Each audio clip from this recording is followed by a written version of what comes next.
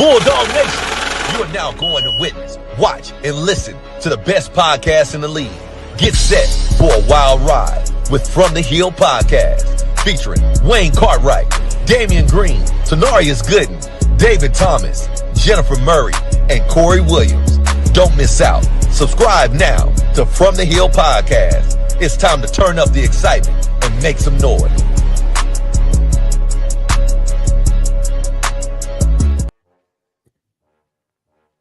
What's up, everybody?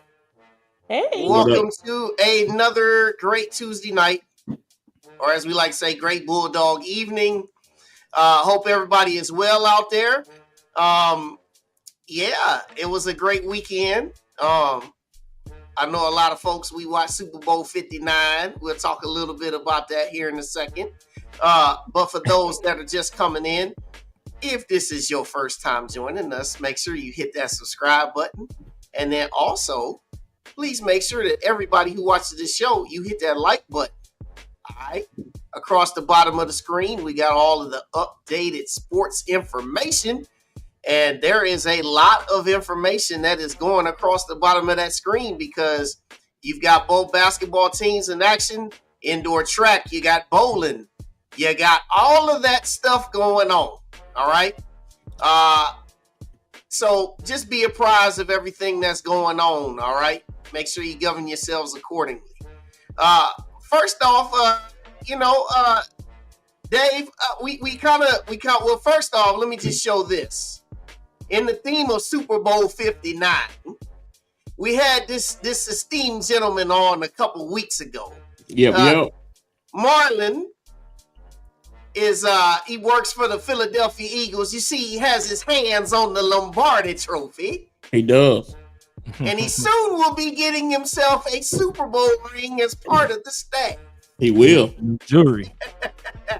Fresh new jewelry. So, congrats to our man Marlon, man.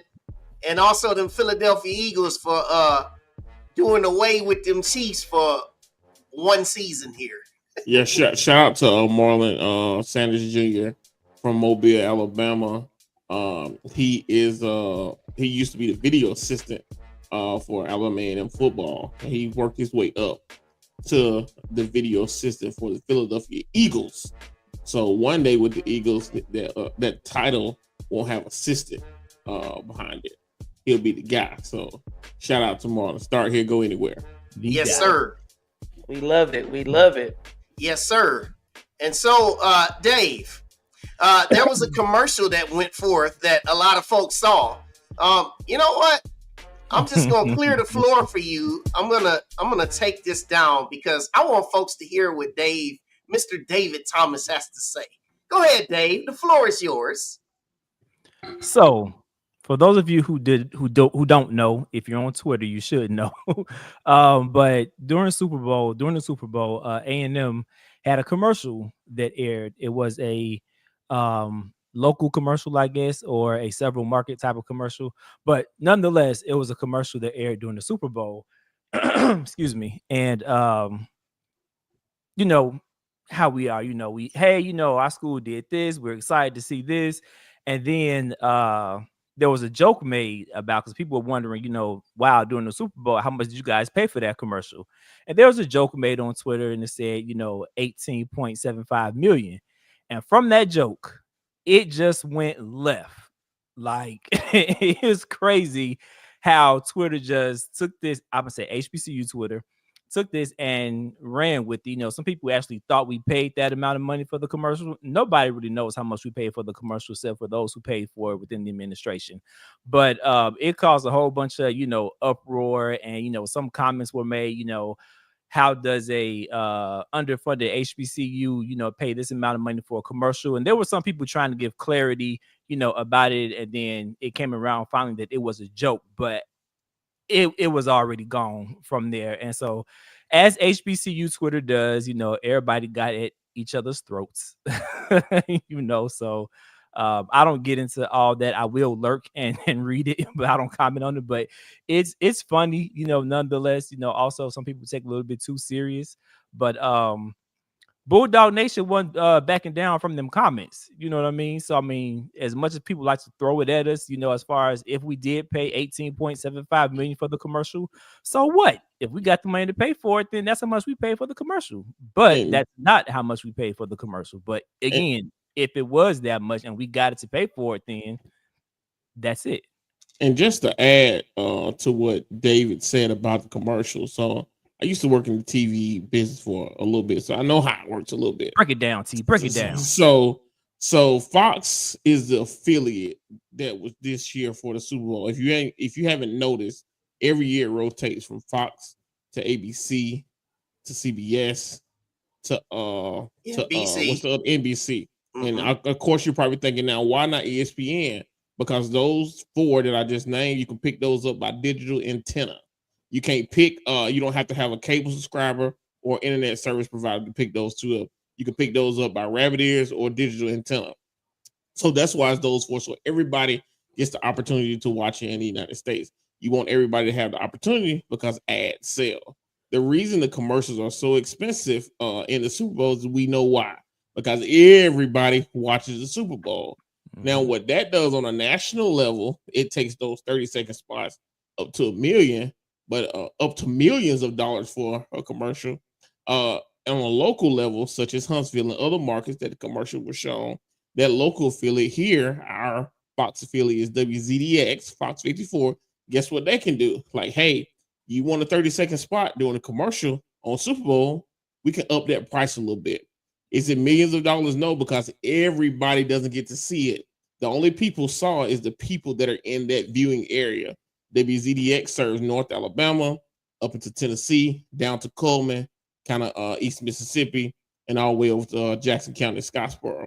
So that could typically, a normal commercial may cost you $2,000, but since it's during the Super Bowl, it could cost between $4,000 and $8,000. So A&M had that in our market. I heard it was in other markets, which is that good. So, but like David's saying, if we spent $18.5, which was a joke, it's our money. We didn't ask for anybody else to do that. So just want to let y'all know how it really works just a little bit. Yeah, and then let me add this even too. Southern's band got to perform. They And did. shout out to Southern's band. They did a really great job well. too. They did really good. Now this is what I want to say that, and this is very appropriate that Ronald Reese said this. Ronald Reese, I'm not gonna go exactly this deep with it, but this does apply. But what I will say is that this is HBCUs, y'all. This is time to mobilize and always come together. Everybody likes to hate. When Southern got on there, now here come, I'm not going to throw any other names out here because I'm not giving any glory to anybody else that was out here hating. But when Southern gets on there, then everybody else school want to come in and talk about, well, our band was in this and our band was in that. You know what? So what? This was their moment. When it's your moment, we'll celebrate you. And see, that's what we got to get away from, this mentality of everybody always just ready to come after one another because you hating, you getting into this rivalry. A lot of this stuff it ain't about no rivalry, y'all. This is about HBCUs getting their opportunities on the big stage. And so when you get your opportunity, celebrate it all because it's all about the culture. So I'll digress there. And I'll tell you whose moment it is now. It's those offensive coordinators and defensive coordinators we have at Alabama A&M. That's whose moment it is tonight. Absolutely. So a couple of things that we'll say real quickly here. Just want to throw this in here. A couple of these, we posted this a little bit earlier, but Bulldog NIL merchandise is out here and readily available. T and Dave and Jen, y'all speak on this. I got 3 slides. Y'all go ahead and talk on it. What you got, Dave? Tell us something, Dave. So go get the merch. Yeah, simple as that. Go get the merch. This is a partnership that I believe began last year, and this company is is very visible on Instagram. Like every other day, they're posting to push the merch for our athletes. They have all the different sports on there.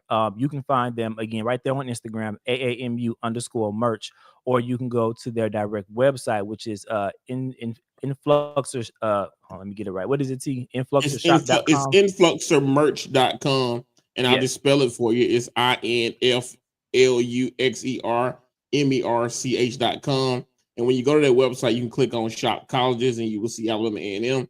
Then you will see all the sports from bowling to football. And you can, there's all different types of things you can get. So just make sure you go support the student athletes with purchasing some merchandise. And that was the main reason why I wanted us to circle back to it, because the constant conversation about us supporting, the athletic department, supporting the athletes, and there are things currently in place that we can do that. So if you got a favorite Bulldog out there, your son, your daughter, niece, nephew, whomever, then one of the sports teams, go out there and grab you guys some merch to support these athletes. That's right. And last but not least, before we kick off our show tonight, just update here on basketball. So this is the men's group. Remember, the top 10 teams make it to Atlanta. Our men are pretty much in a good position to do that. If they take care of business on this next road trip, if they beat Mississippi Valley and Arkansas Pine Bluff, they will guarantee a spot in Atlanta. It's pretty simple as that, even with 5 games to go after that. Because the gap between 10th and 11th and 12th is they already have a 2-game lead on 10th, on 11th and 12th right now. But beating these 2 teams who occupy 11th and 12th will clinch a spot in Atlanta. All right, so that's the men's schedule. You see that they have 2 home games remaining on the slate. February 24th will be, February 22nd, I believe, is the senior recognition on that Saturday game. All right. And then here's the women. Now, Thursday night is a big game, and we talked about it last Tuesday night because that's the return game for Coach Thornton and also Kayla Walker and also a couple other folks who are from Arkansas. So that game there in Pine Bluff will be going down this Thursday night, and then you can see the rest of it, which will be in full effect. And all that leads up to the SWAC tournament in Atlanta. All right. Now, tonight, we thank everybody for coming on. Make sure you hit the like button as you progress through and participate in the comments like you always do. Our guests tonight, they're new to the Hill. As you know, we have a brand new head football coach with Coach Sam Shade, and he announced the new staff last week. So these 2 gentlemen, they represent both sides of the ball. One is the offensive coordinator as well as the offensive line coach. The other is the defensive coordinator. So, gentlemen and ladies, please welcome with us for the very first time on From the Hill podcast, Coach Dennis Alexander and Coach Chris Snelling. Welcome, gentlemen. Hello, Welcome, fellas. How's everybody doing? Doing great. Pretty good. These HBCU streets, these crazy folks. Hey, out here doing big things, man. And I just want to welcome you guys once again, man, to the Hill. It's so great to have you, not just on the show, but also to have you on the staff and as part of the Bulldog Nation. So, we'll get into a lot of things here tonight, but Coach Chris Snelling, Coach Dennis Alexander. First we'll go with Coach Snelling and then Coach Alexander. Just tell the folks out here who you are, just in case folks might be under a rock and may not know who you guys are. Well, my name is Chris Snelling. I'm from Columbus, Georgia. I played my college ball at Auburn University. Went on to play with the Bengals. Me and Sam Shade was rookies together. We played against each other, actually, because Alabama and Auburn guys. I'm the only Auburn guy on the staff. Oh yeah. And so we got a bunch of Bama guys. You get a hard time. I know. I get it all the time. But played ball with Sam with the Bengals, went on to play with the Falcons, and went on to play NFL Europe, 6 years in Canada. Been coaching football since 2008. Started with Larry Blakeney, who went into the Hall of Fame recently as a GA, and went on to coach in Mississippi for a long time. And actually, I was at Alabama A&M from 18 to 22, won a national championship here. And then I went down to Miles with Coach Shade, and now I return. Nice. Welcome back, Coach. Thank you. Yeah, so I'm Dennis Alexander. I was born and raised in Memphis, Tennessee.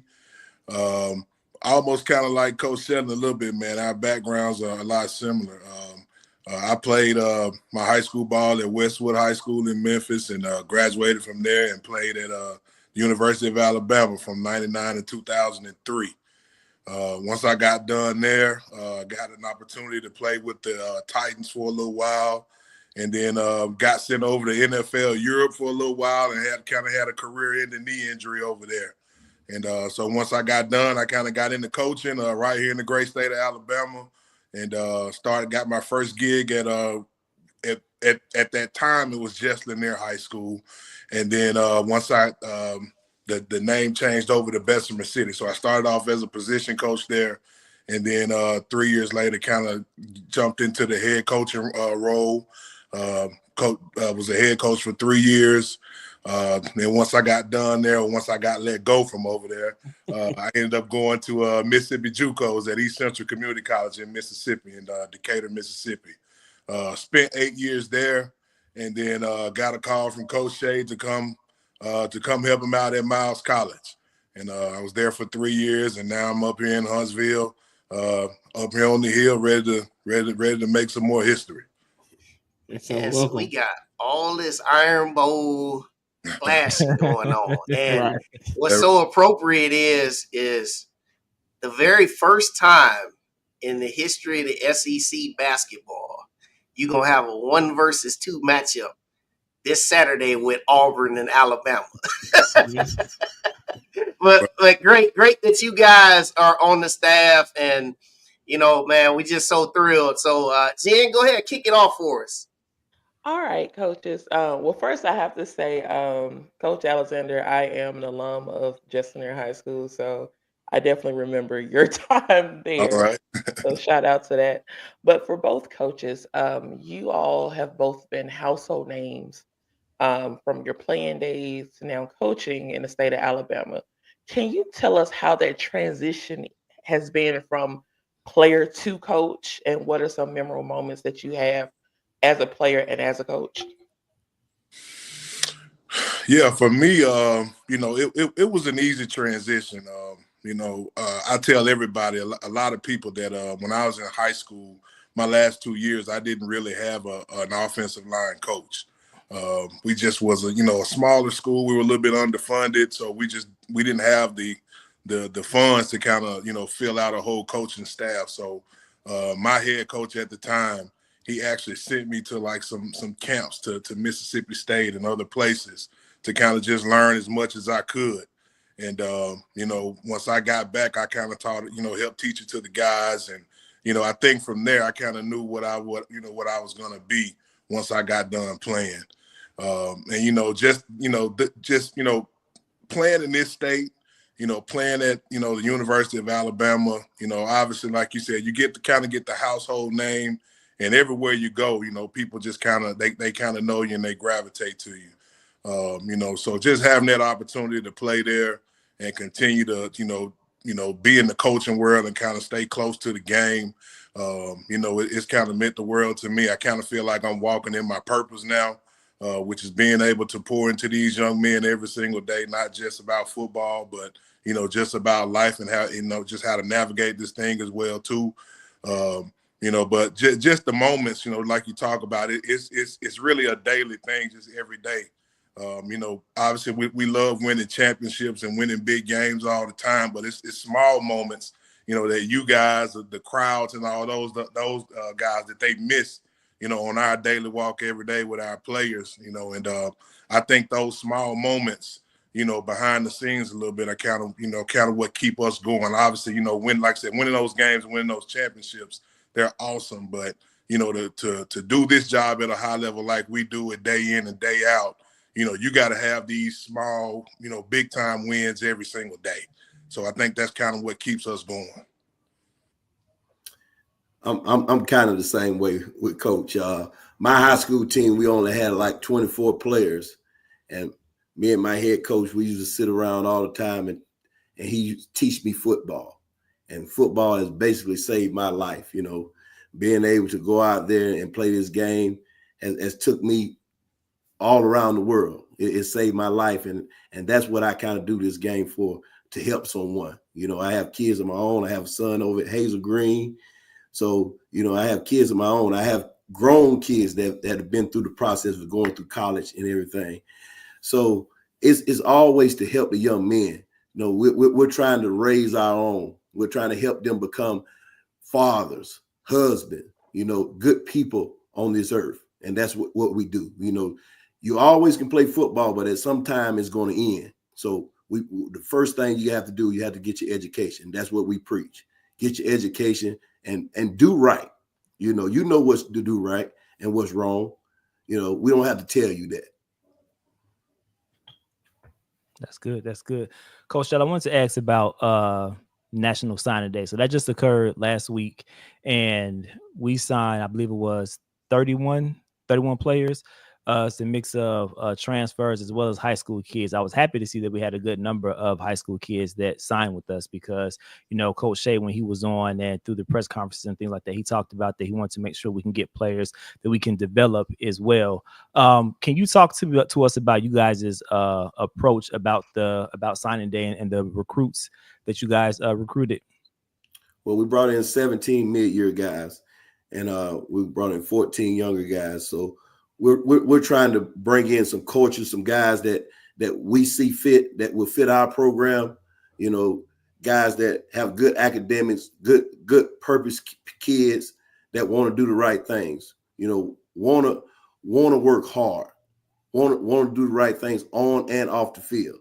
So we think that we're bringing in the right type of kids, and the kids that we have now, the sign is up.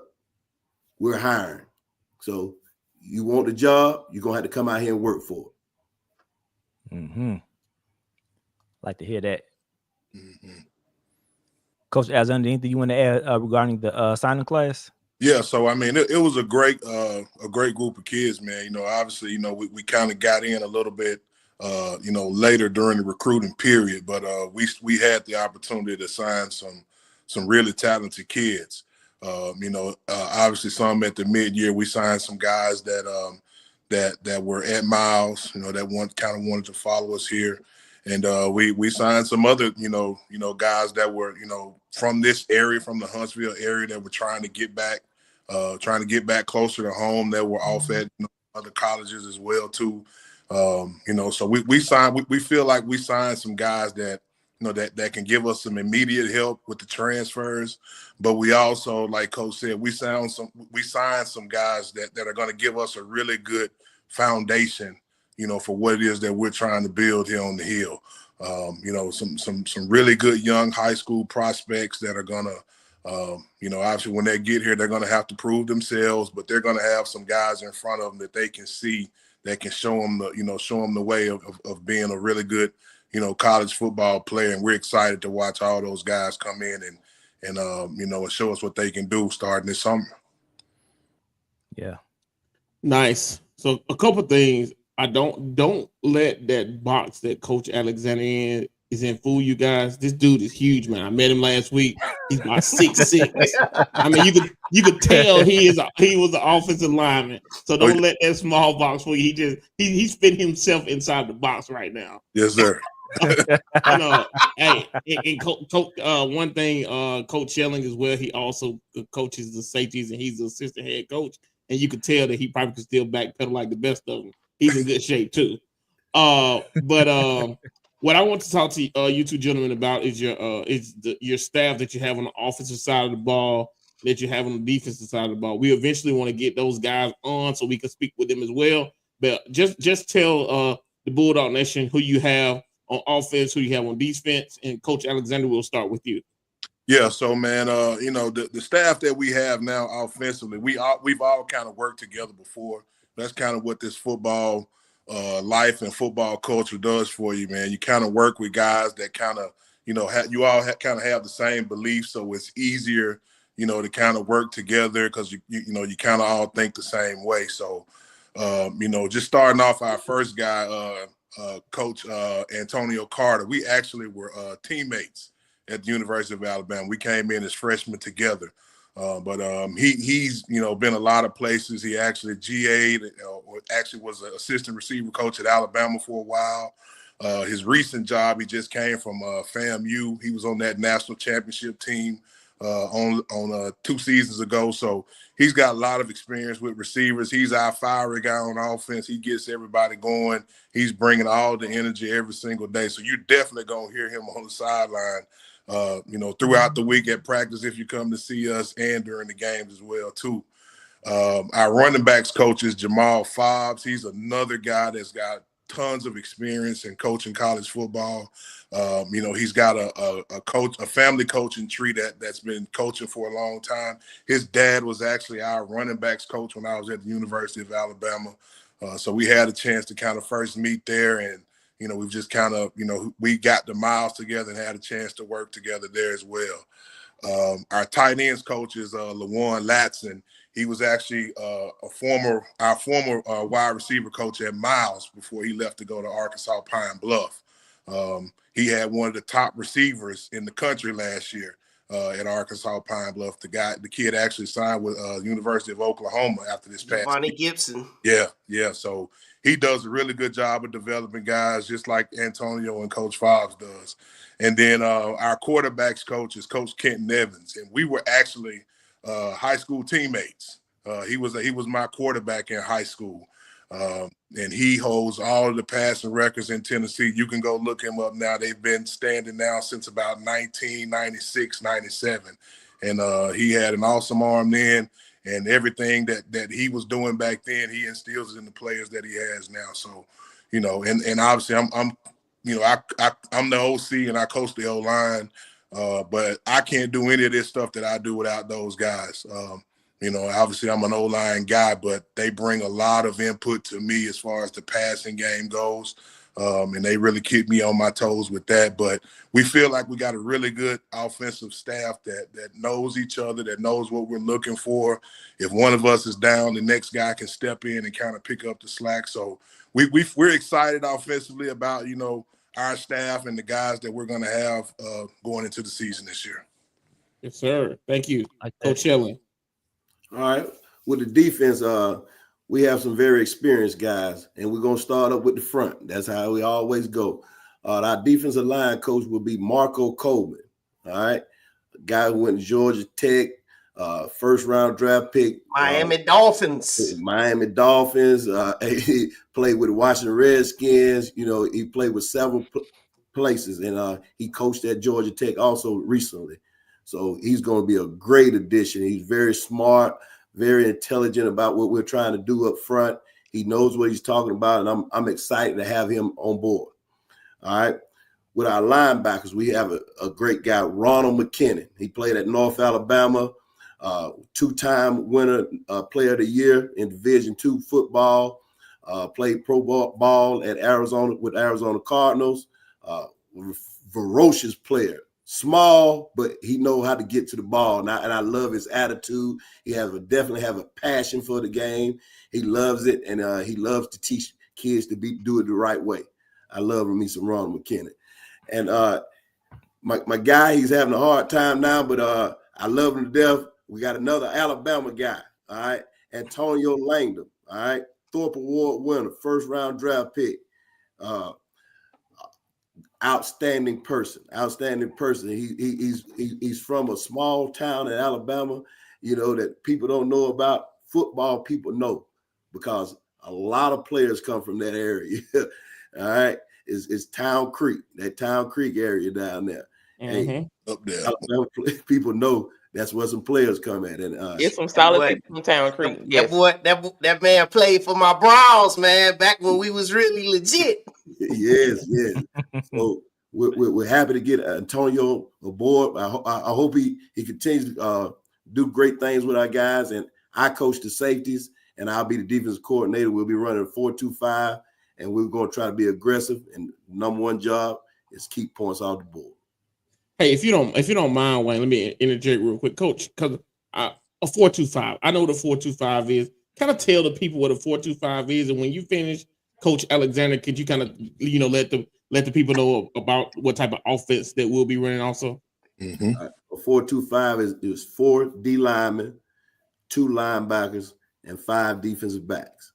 Right now with the way offenses are run now, they're not power game as like back in the day. It was more run game. So you need a nickel back. So you need somebody who can cover, also blitz. He got to be a very versatile type of guy. So that's why we're running a 4-2-5, because we just got to adjust to the offense that they run today. Thank you. Yeah. So offensively, man, not trying to be too forthcoming, but we're gonna try to be as balanced as we can, meaning try to be as close to 50-50 as we can, run the pass ratio. And we still have a lot of evaluating with the guys that we have on campus here now. We don't know much about them. The one thing I can tell you about offensive football is that it varies every year, based on the talent that you have. Obviously there are some guys that we've already known about that are here now. But we really have to evaluate the guys that are on campus, the older guys that are here now, to see what it is that they do best. We kind of have an idea of what we want to do. We do want to, we're not going to be so much what people call a traditional spread football team. We will have some spread formations, and we will have some opportunities to run some spread things.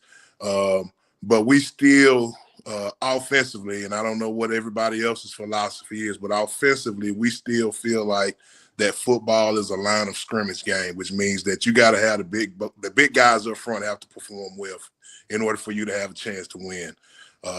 So we're gonna lean on the big guys some, and again, that doesn't just necessarily mean we're gonna run the ball every down, but we are gonna lean on those guys and make sure we're putting those guys in the best position to help us be successful. And if we can do what those guys do well, I think our quarterbacks and running backs and receivers are going to have a really good time in our offense. But like I said, we strive to be 50-50. We're going to throw some screens. We're going to throw some deep balls.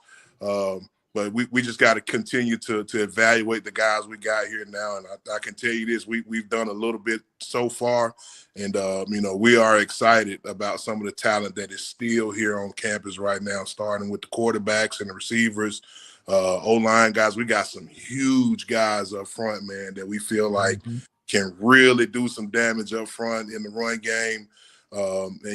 We feel like there are some tight ends here as well, too, that are versatile enough to be able to help us in the run game, but can also put pressure, on the secondary, especially safeties down the middle of the field. So, we kind of got an idea, but once we get finished with our evaluations this spring, we'll have a lot better idea. But we're definitely fired up about this group that we have. Nice. That's awesome. That's awesome. And she wanted to, Miss Clarine wanted to make sure she told you. Don't tell all our secrets now. Have y'all met Miss Clarine yet? I don't. I can tell you they have, because they don't know who she is, but y'all have met her. I saw y'all were talking to her last week. I know. Listen, I know who you're talking about.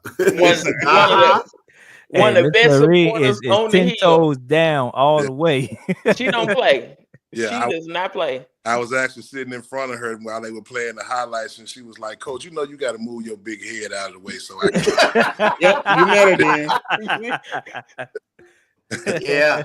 All right. So guys, offense, defense. Listen, I mean, we know that even inside the team, we know that there's competitive nature between the offense and the defense. Now, just talk a little bit about the competitive nature that you guys have, because you guys been around each other for a long time. But just as an offense and a defensive guy, talk about the rivalry within. That's what I want to know. Well, we actually don't have a rivalry within. But we compete against each other all the time. You know, we always have competition periods against each other.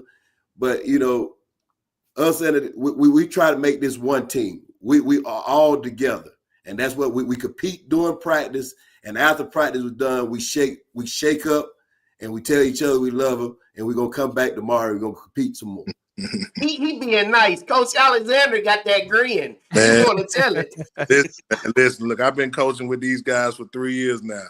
Our head coach is a defensive guy. All right. So that means all the calls in practice go to defense. We don't get any pass interference calls. We don't get no offside calls. We don't get anything.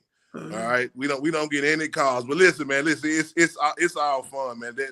We have fun competing against each other. You know, at the end of the day, it's all about our players, man. It's all about them and putting those guys in positions, you know, to do well on Saturdays. And I think that's kind of, you know, what we do as a staff. We make sure we have enough scenarios within practice that our guys, you know, they've seen it in practice. So when they get in the games, you know, it's second nature to it. They've already seen it. So, you know, we're fired up on offense. Coach Snelling he's going to be fired up on defense. They'll see us rah-rah a little bit, you know, but again, it's all to make each other, to make both sides of the ball better.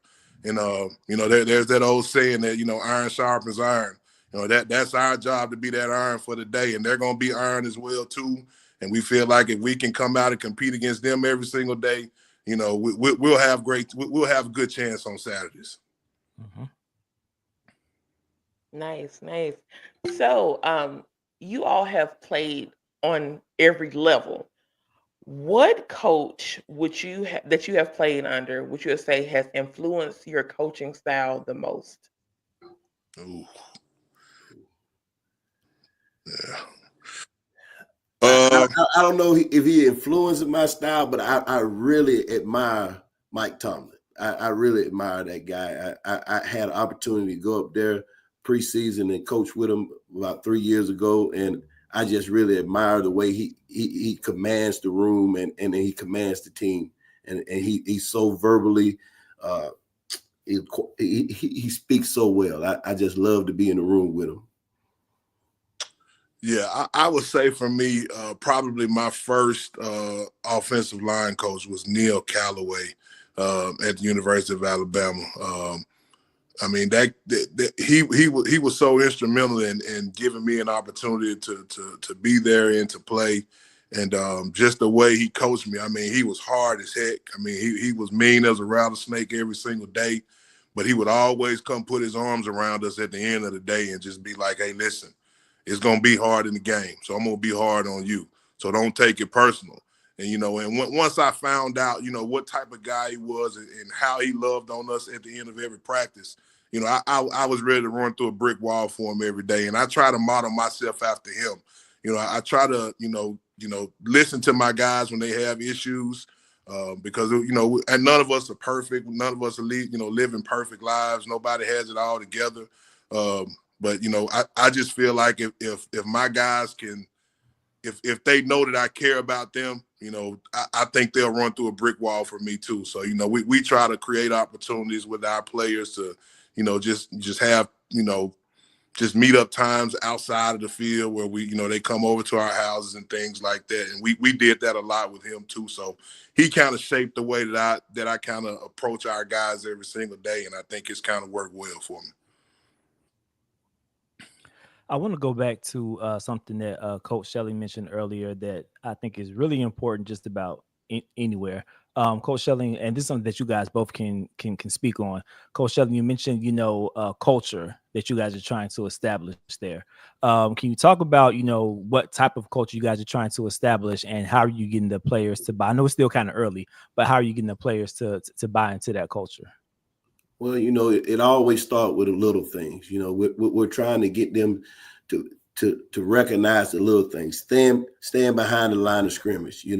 Don't jump off sides. Listen to instructions. Be on time. All of the small things that is what we're trying to get accomplished right now. But as we move on, we're going to be judging them on everything, on every level, how they go to class, how they show up on workouts. Do they work hard? Do they push themselves? Do they run to the line, or do they run through the line? We want finishers, guys that can finish. It's always going to be about the fourth quarter, not the beginning of the game, but how you finish. Yeah. I agree with Coach Snelling, man. It's the little things that make big differences. And they show up, every single day, not just on Saturdays, but every single day. And if we as coaches aren't stressing them every single day, Monday through Friday, there's no way we can stress them on Saturdays. And so just like Coach said, just the culture, man. We got a big thing now where there are no hats. We don't wear hats in the buildings. We don't wear do-rags in the buildings, things like that right there. We're trying to get these guys ready for the corporate world because, obviously all of them aren't going to make it to the NFL, but we want to make sure that we're giving these guys a roadmap that once they get done playing with us, that they can step into somebody's business and still be, a productive worker, and they understand what professionalism is and all of those things. So, all these little things that we're trying to get these guys to learn, and they're taking into it, they're buying into it. And I think that at the end of the day, that's what we got to have to be successful. If we can get as many of those guys to buy into it, we're going to have the success that we want to have, whether we're 10-0, and winning the Celebration Bowl and winning the SWAC championship, or if we're getting guys graduated, it's going to take those little things every day for us to get them done. Well, I will say that it's working. I hope I don't get the guys in trouble for this, but I saw one of the players IG Live earlier today, and somebody walked into a locker room, and the first thing I heard was, "Hey, take that hat off." So whatever you guys doing early on is definitely working. There you go. Yes, sir. Nice. David about to have them reviewing film. Who had the hat on? Well, hey, that's why I just said the player's name, because I didn't want them to go back and look at the IG. So I just said a player. Hey, so I got you gentlemen didn't play against each other in the NFL at any time, right? No. Actually, I'm very older. I played from 91 to 94. I thought so. Yeah. So I got a question. Both of you guys in your prime, Coach Snelling, you DB coming off a DB blitz. Coach Alexander, you the offensive lineman. Is he getting to the quarterback? Snelling? Yeah, Snelling. I don't know about trying to get to the quarterback. I'm on Velveeta. I'm gonna slice him to death. I'm gonna slice him up. The only way he gonna get there is if I don't see him. That's all I had, man. I just want to ask you guys just so see what answer I'm going to get from you two. Man. If you guys need anything from us, man, here at the podcast, you both of you guys got my number. You need to get a word out. Definitely let us know, and then we'll get it out there. Anything we can do to help. All right, gotcha. Appreciate it, man. Man, so I'm loading something up, but man, I'm laughing. He said, "Man, I'm gonna be Velveeta." Slice them up. I'm slicing them up, man. That's good. All right. So I'm gonna come with the quick hitters. All right. So this is my boy OJ. All right. Question for the coaches: which NFL team did you grow up rooting for? So Coach Alexander, then Coach Snelling. Man, I've been a Buffalo Bills fan for as long as I've started watching football. Back in the days during Jim Kelly and Thurman Thomas, Smith, and those guys, man. So, and I'm still a Buffalo Bills fan to this day. Even though I had a little time with the Titans, I still see myself pulling for the Bills. I don't see it ever changing. And myself, I'm old school too. I'm a Cowboys fan. We hadn't won in a long time. It hurts my feelings, but I am a Cowboys fan. Man, it's been 30 years, man. 30 years for the Cowboys. Listen, those Super Bowl tapes on VHS. Oh man! Look, man, they showed the halftime show with Michael Jackson the other day, man. That was the Cowboys was in that Super Bowl. That was a while ago. Anyway. All right. Ron Reese, ask Coach Alexander, did he attend Faith Chapel in Birmingham? I believe our kids played basketball in the church league together. Yes, sir, I did. That was the church that we attended for all 3 years that we were there at Miles College. Yes, sir. Awesome. Did y'all win though? Did y'all win some games though? Yeah, we won some games. All right. Here's another quick hitter from the chat. Question for the coaches: is there a team, professional or collegiate, that they like to model our program after? Ooh, this is an interesting one. It is. Hopefully not collegiate. I mean, well, I guess I could say the school up the road in Tuscaloosa. They've been a model of consistency now for a long time. Right. They do a really good job of, getting good players, but they've also, been known for, having a lot of wins as well too. And, so yeah, if we're going to, look for something to look up to, I think that school up the road has done a really good job. Although I'm biased and I went to school there, they definitely have done a really good job. And, I think anybody, coach or fan wouldn't mind having the success that they've had here lately. Right. Mm-hmm. And I hate to agree. But I do agree.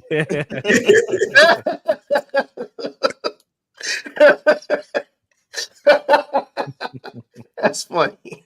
Coach, sounded painful. That sounded painful. It really did. Man. All right. So Dave, ask your familiar question, Dave, before I show what's next. Ask your familiar question, Dave. My familiar question. So whenever we have the players on, I always ask them what's their game day ritual, what get them hyped and prepared for the game. So I'm gonna pose that question to you guys as coaches, but I'm gonna also ask outside of football, what are you guys doing in your spare time? So for me, outside of football, man, I got 2 kids that keep me and my wife super busy. And shout out to my wife, man. Football wives don't get a lot of credit, for what they do. I'm actually up here in Huntsville now. My wife and kids, they're still back in Birmingham. They're gonna finish out the school year, but they keep us busy. My son is super active in playing sports. My daughter is in tumbling and cheerleading and gymnastics, and that kind of takes up our day. Once we get done with what we're doing at school, that's really all we have time left to do. And then, to try to get home and get something to eat and get them in the bed, man. But, they do, my wife does an awesome job of kind of holding the fort down while I'm gone. And, that kind of keeps us busy every single day. As far as a ritual before the game, I think, just back when I played, I kind of had my playlist, of music that I had to hear every single week, before I actually stepped into the game. And it's kind of the same way now as a coach. I got a playlist, man, that I rock out to for about 30 to 45 minutes before we take the field. And, I just kind of, just kind of get into that. And once I get done with that, I'm ready to go, man. So that's kind of my ritual. It's always been music for me, just kind of listening to music and, and going out and having fun after that. Nice. What about you, Coach Snelling? Well, I really don't have a ritual. When I played, I had a ritual. I did different things to get myself pumped up for the game. But now that I'm coaching, I'm more analyzing things. I'm more thinking about during the week, what kind of formation do they line up? What do they like to run on certain downs and things like that? So me, I'm more mentally thinking about the game. I'm more getting myself prepared for some calls to make and what plays I think they're going to run. So it's more mental for me during the before the game. And outside of the game, actually, my kids have been in Huntsville since I've been in Birmingham. So I've been missing them. So I have to travel up here and see them a lot. And I'm glad I'm back now so I can actually be able to see them a lot more. So I'm very excited about being home. I have he's 11 now, 11-year-old boy. He's 6th grade, Jonah Snelling, and he's a really good athlete. They're playing basketball now, and he plays it all. I can't wait till he play contact football, which will be next year. And I have 11th grader, Elijah. He's at Hazel Green. He's a pretty good player. I think he made all by city this year. So, I'm excited about being back on the hill. And, when I was here before, we went 4-0 in the classic. So ever since I've been gone, we obviously hadn't won anyone. So I'm back. So, we're gonna change that, right? We're about to change that. Yeah, well, that's a pretty good segue because I wanted to bring up our schedule here. And so, guys, with our schedule here that was released last week, everybody sees everything that goes on. You know about the annual classic, you know about homecoming. But gentlemen, what are some of the games that immediately gets your attention that you just automatically, before you even, when you first saw it, what were some of the games that immediately popped out at you? For me, the very first game, having a chance to go into the SEC, big bad SEC, and play against Arkansas, that's going to be a challenge for us right out of the gate, and we're going to find out a lot about our team, in that game. We're going to, see our guys go up against some really good talent. Obviously, those coaches over there, they do a really good job. So, we'll have an opportunity, right out of the gate to go up against some really good players. The other one for me was, just seeing Jackson State sitting down there at the 6th game of the season. They're the champs of the league right now. We get a chance to play them. You kind of, where they are is where we should really start to, be hitting our stride a little bit. So, I'll be anxious to see, once we get, to that game, how well we're playing and where we are in our development. Yeah, Coach Snelling. Well, I know around here Tennessee State is going to be a big game. That's a big rivalry that's coming back, and I know the fans they're very excited about that. I didn't get a chance to play against them, and I'm excited. I'm really excited about that game, and obviously homecoming is always great, but that Magic City Classic, man, that's the game. That's the game. That's where we got to show up at. And the rest of them, Grambling, all these games, they're very important. But like Coach said, we got to start off with Arkansas. That's the SEC, the big giant, and we got to see how we perform. That's what's up. That's what's up. That's the schedule. Yeah. So this has been great, and things that I'm just looking forward to. I'm looking forward to just seeing the development. We know you guys got spring practice coming up. You got workouts going on. Spring game is April 12th. You got all these different things that's taking place because, there's really no off season anymore for football, is there? No, man. With the portal, recruiting is nonstop now. So, yeah, man, it's 24/7, 365 days a year now. Recruiting is nonstop. Yeah. Well, hey, it keeps you young, right? That's what you want to call it.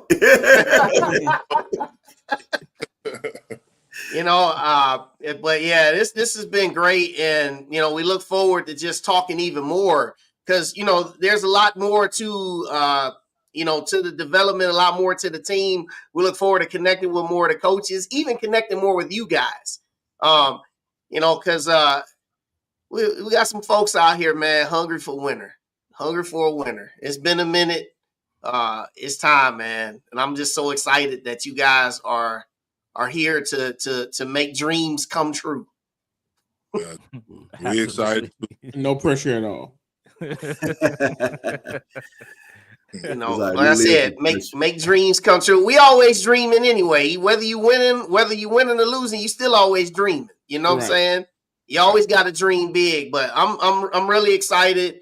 I'm really glad to just talk to you guys. I'm Coach Snelling. I'm definitely gonna remember that Velveeta line though, for real, because that right there, I'm gonna remember that. But then Coach Alexander said, the only way that I can't stop him is if I ain't see him. Don't see him.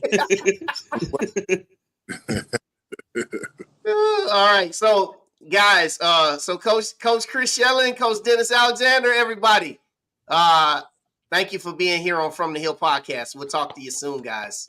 Appreciate y'all. Yeah. Thank you. All right. Thank you. See ya. All right. He said, hey, I'm Velveeta. Listen, I already tweeted it. That was funny. That's classic. Yeah, you finna slice them up. There's 3 aspects of the game: is offense, defense, and special teams. Special teams coordinator Coach Amos Jones, he couldn't be on today, but we will have him going forward because we want to talk about all aspects of the game. Everything is important. That's right. He's gonna be on as well in a few weeks coming up. That's what's up. So I know next week, as you know, you guys know, but I'll just say, you know, I'm looking forward to SWAC Indoor Track Championship coming up. I had the great fortune of officiating in it back in 2021. I'm going to go back down there week after next, man. Looking forward to getting there. So, you know, we're going to try to connect with some of the Bulldog athletes I'll try to connect with some of the Bulldog athletes this week, and we'll see what we got for you next week. But that's one of the things that's coming up. And then we know we're down the stretch now with basketball. 7 games to go in the regular season for both teams. Softball off to a 4-0 start. Awesome job with softball. Yeah, and they are headed to another big tournament this weekend against HBCU competition. As you can see across the bottom of the screen, they're going to match up with some MEAC teams this week.